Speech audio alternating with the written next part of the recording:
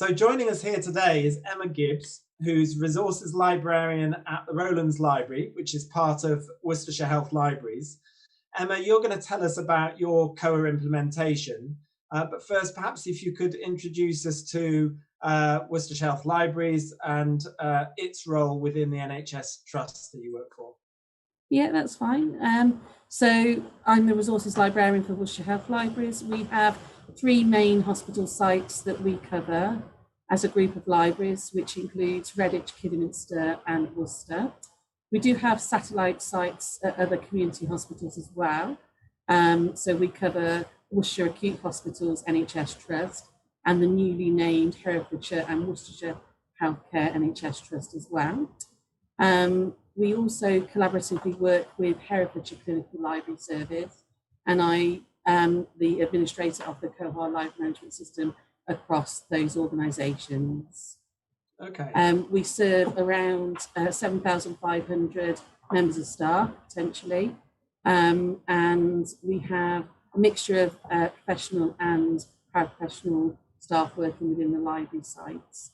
There are some unmanned sites, but mostly we are based within the Acute Trust under the HR Directorate and within the Learning Development section of that Directorate. Okay, and how many books do you have across those libraries? At the last count, there's about 18,000 books across all of the different sites. So quite a task to keep on top of all of those.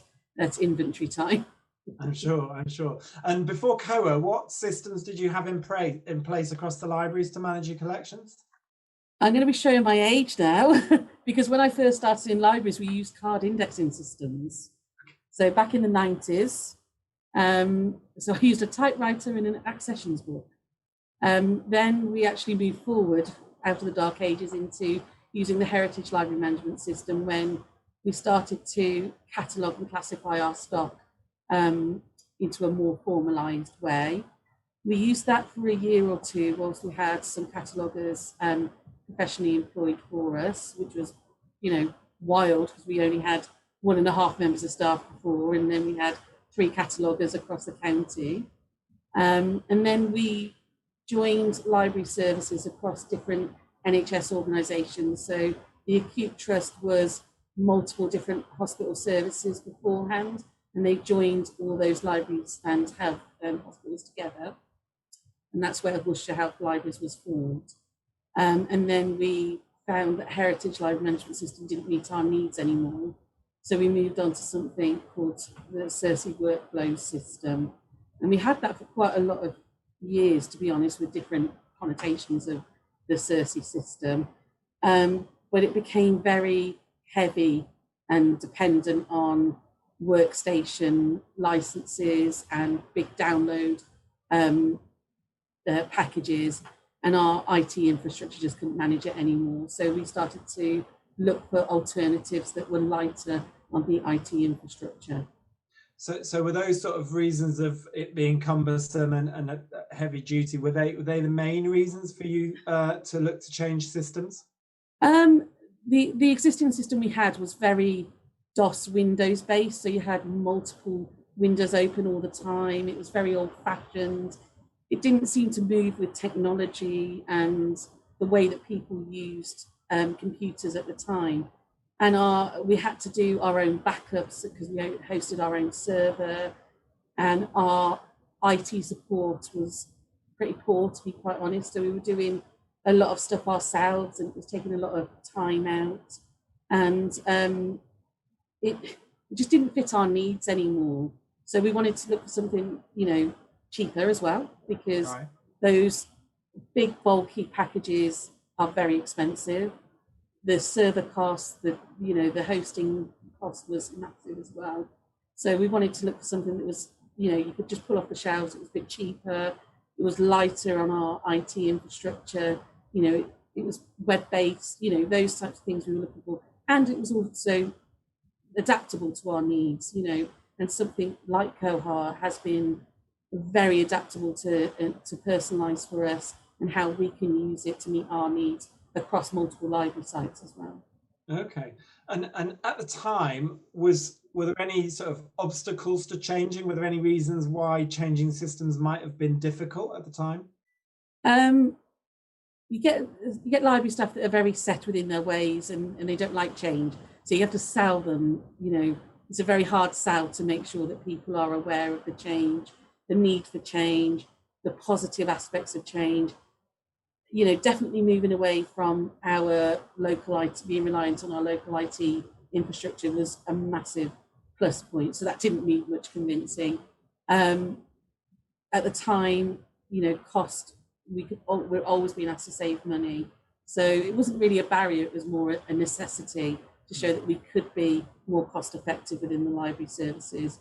Obviously, being our old system being desktop license dependent, having massive data files to download the actual software, that was, we didn't want that in the future, because the way people were moving and working around different desktop PCs, we couldn't be reliant on desktop licenses anymore. It needed to be a lot more flexible for us. So the web interface was a key thing as well. Moving it onto a cloud system was. Yeah. So getting away from our old server, because with our old BT line that we had, it was very hit and miss, the connectivity, and if it went down, it took maybe days, weeks to fix. So to take that away into a more managed, cloud-based system was a massive positive for us, and it was something that needed to happen, definitely. Okay, and can you remember if there were kind of in the evaluation, what were the key decisive factors that made you choose Koha above anything else? Not going to lie, cost was a big factor. Because being open source, you get that side of things very easily, and also the PTFS support was very reasonable compared to hosting our system before. Being very light on our IT infrastructure was a massive thing. The ease of personalization, how you can change things, just simple things like salutation to job title, needs jQuery, which goes above my head sometimes. But that personalization and just the intuitive use of Koha was what we saw from the demonstration when we tendered. We had the people demonstrate. It was just way above what anybody else could offer us, really. Okay, and when you got into the implementation itself, how did it go, and who was involved from the library's side in the implementation process? Okay, so I was in a different role at the time of the implementation. So I was the lead of the customer services team. So I was involved to ensure that all the customer services library assistants were aware of the changes, and I could give our perspective of how we wanted the system to work.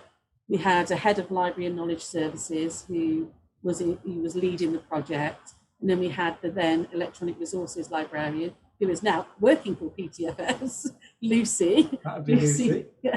She was the lead for the main transfer. Obviously, we had our own procurement, IT, and finance collaboration, as well as staff within PTFS. I think it was Janet McGowan at the time, who was the person coordinating our implementation. And Lucy and Janet worked very closely and managed to set the system up with relative ease, if I'm completely honest. We did have a range of training sessions which were really hands-on, and they allowed each member of staff to gather the information they needed to use the system from switchover, which was really easy as well. Great. Is there anything you would do differently if you were doing an implementation like that? Would you say there were any lessons learned from the implementation? For us, it's getting our own internal departments on board quicker. So making sure our IT departments are aware of the system coming on board, any IT infrastructure needs, getting our procurement and finance departments involved, to making sure that the purchasing side of things goes quicker, because the NHS, as everybody knows, takes an age for anything to happen with regards to procuring a system, to financing it, to actually paying the invoice maybe 6 months down the line. Yeah. But with regards to PTFS, just again having that great personal relationship and making sure that, you know, all our needs are met from either side, really. Great. And I mean, you've mentioned a few things in passing, but sort of in overview, I suppose, how's it worked out? But maybe a bit more specifically, any particular aspects of Koha that you think are you know, key benefits to your organisation? Yeah, I mean, definitely, you know, being lighter on our IT infrastructure, our desktop PCs, keeping those, you know, as light as possible, just being web-based again. You know, with PTFS hosting and managing our server, you know, and being web-based, the downtime's minimal. You know, it tends only to be when we do an upgrade, and that's out of core hours anyway, so it's not affecting our services. The ease of use of the system is great. How you can personalize it, how you can make it fit your needs. I mean, using the resources available, such as the reports repository is great. The wiki and, you know, the email discussion lists, and also just the PTFS help desk is a massive help, especially in regards to certain aspects of SQL syntax that just go right over my head. I can do basics, but anything more complicated is just like, help. And, you know, the help desk are always on hand to help whenever I need it, even if it's just to say, it's here, you can have a go yourself, but we're here for backup as well. So just having that great working relationship was a need for us to move forward as well. Great. You mentioned that Koha is an open source. We've covered that earlier today in the conference. But have you been able to engage with the community at all? Do you find any benefit from the community? I have voted on a couple of the Bugzilla things that come around.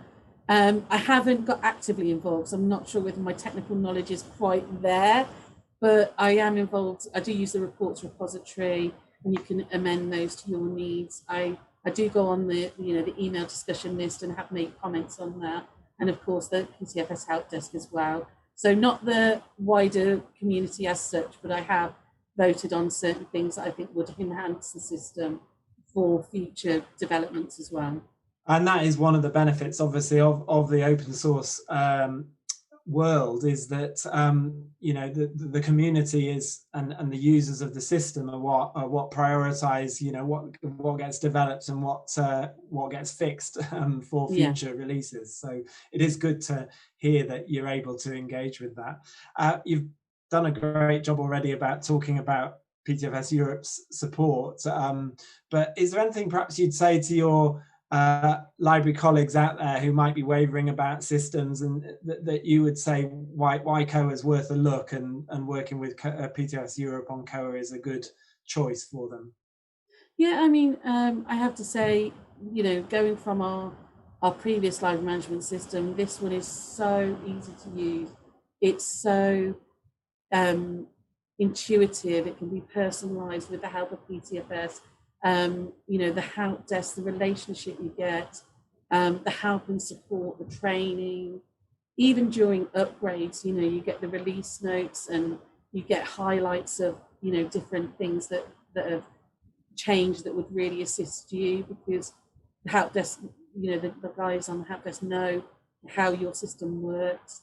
I've always had professional and, you know, helpful responses. And it's always helped me fix an issue or develop in the way that we need as a library service moving forward. During COVID, doing the extended hour low periods, you know, through to having that shelf in location where you can, you know, have books in isolation for 72 hours. You know, we may not have taken on all of the, you know, COVID precautions, but having them there and knowing that you have that support from your organisation has been fantastic for us. Great. Well, Emma, thank you very much for chatting to me about this. Emma's around. If there are any specific questions that you have for Emma and the implementation they did in Worcestershire, I'm sure she'd be happy to answer. So just pop any questions that you have in the messaging system, and we'll respond to you there. So Emma, thank you very much, and nice to have had you part of the conference. Yeah, thank you very much for inviting me.